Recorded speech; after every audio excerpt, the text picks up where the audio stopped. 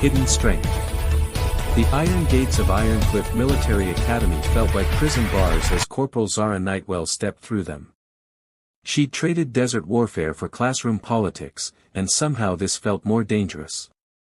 Well. What do we have here?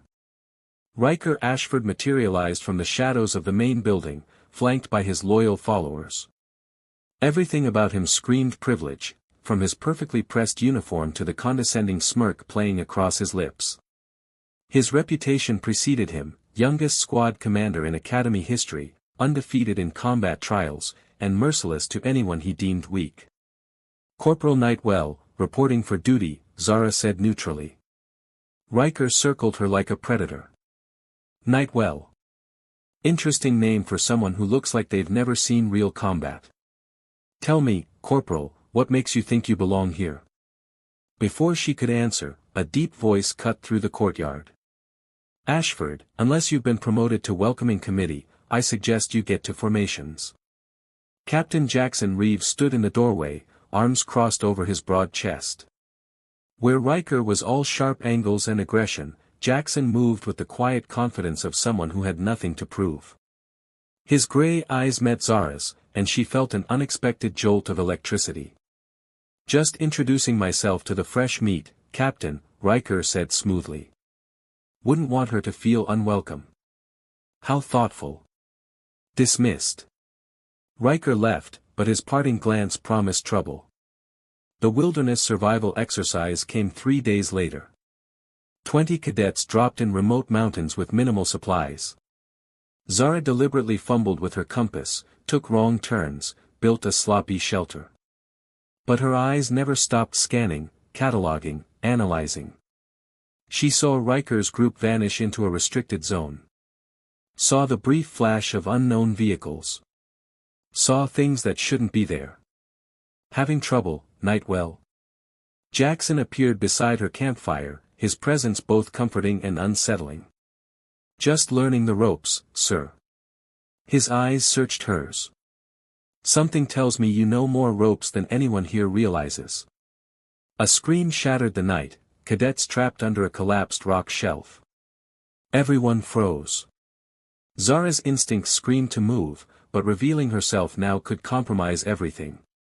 Jackson's hand found hers in the darkness. "Whatever you are," he whispered, "now's the time." Their eyes locked, and in that moment, something shifted between them, an understanding, a connection, a dangerous promise of more. Shattered masks. Zara moved. Not like a struggling cadet, but like the weapon she'd been trained to be. She scaled the rock face, secured lines, and had all 3 trapped cadets safely down in under 2 minutes. The crowd stared in stunned silence. Riker's eyes narrowed dangerously. The next week, his campaign became personal. Stolen equipment. Sabotaged gear. Whispered rumors that painted her as everything from a spy to a slut. Zara endured it all, but Jackson's protective presence grew harder to ignore. The underwater demolitions test was Riker's masterpiece. He'd rigged it perfectly, extra weight on her gear, a faulty regulator, and positioned her in the deepest section of the training tank. When the observation window cracked under pressure, chaos erupted. Water flooded in. Cadets panicked. 3 went under immediately. Zara didn't think. She dove, her body remembering every second of BUD/S training. She freed the trapped cadets with surgical precision, performed emergency ascents, and sealed the breach using techniques that didn't exist in any academy manual. When she surfaced, 20 faces stared at her. Riker's expression mixed rage with grudging respect. Jackson was waiting in the equipment room when she finished debriefing. The door locked behind her with a decisive click. "Who are you?" His voice was rough. "Someone who can't afford complications." Too late for that. He closed the distance between them, and suddenly his hands were in her hair, his mouth claiming hers with desperate hunger. She responded with equal intensity, all the tension of weeks igniting. They stumbled against the lockers, hands exploring, boundaries dissolving. "This is insane," she gasped between kisses. Agreed. He lifted her, and she wrapped herself around him. Tell me to stop. Instead, she pulled him closer. Naval intelligence sent me. Weapons smuggling. Someone here is selling military tech to hostile entities. He pulled back just enough to meet her eyes. I know. I've suspected for months. You knew I was. Not specifically. But I knew you were hunting the same thing I am. His thumb traced her jaw. We're on the same side, Zara. She kissed him again, softer this time. Then we worked together. But Jackson, this thing between us is real, he finished. And terrifying. And worth it. That night, in his private quarters, they shared more than intelligence. They shared vulnerabilities, fears, and a connection neither had expected to find. Final reckoning. Riker Ashford had never been good at minding his own business. His pride demanded he understand how Zara had humiliated him so effortlessly. So he followed the clues, restricted zones, midnight shipments, encrypted communications. He found the warehouse. He found the weapons. And they found him. The message came through Jackson's secure channel, a photo of Riker, bloodied and bound, in the Academy's abandoned subterranean training complex. The voice was mechanically altered, bring the operative. Come alone. 1 hour. Zara stared at the screen, jaw clenched. It's a trap. Obviously, Jackson said. So what's the play? She made the call to Naval Intelligence, her credentials finally official.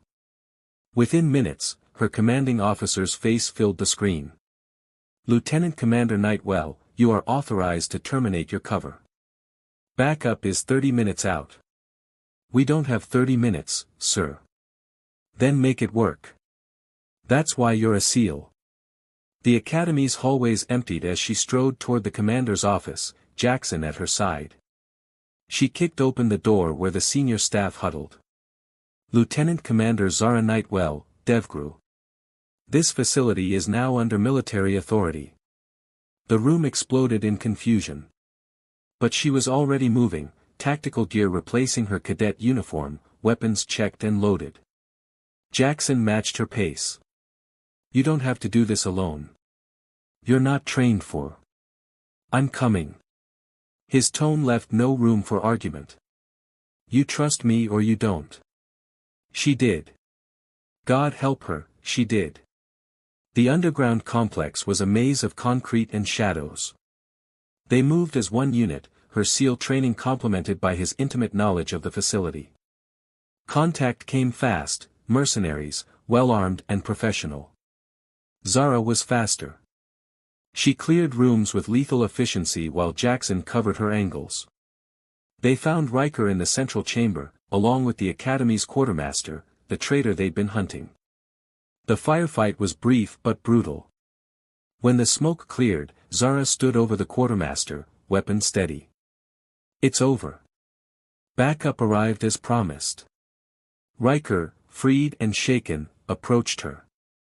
I was wrong about you. About everything. You're extraordinary. You'll be fine, Ashford. You've got potential. Just lose the ego. Hours later, as military transport surrounded the Academy, Zara found Jackson on the observation deck. Her orders glowed on her phone screen. New assignment. New identity. Always moving. How long? He asked quietly. I leave at dawn.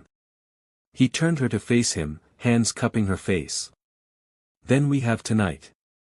Jackson, I can't promise. I'm not asking for promises. I'm asking you to remember this. Remember us. He kissed her, tender and fierce. When your war is over, find me. I'll be waiting. Tears she rarely shed burned her eyes. That could be years. Then I'll wait years. His smile broke her heart. Some things are worth waiting for, Commander. As dawn broke, Zara boarded the helicopter, watching Jackson's figure grow smaller. She'd completed her mission. But for the first time, victory felt incomplete without the man she was leaving behind.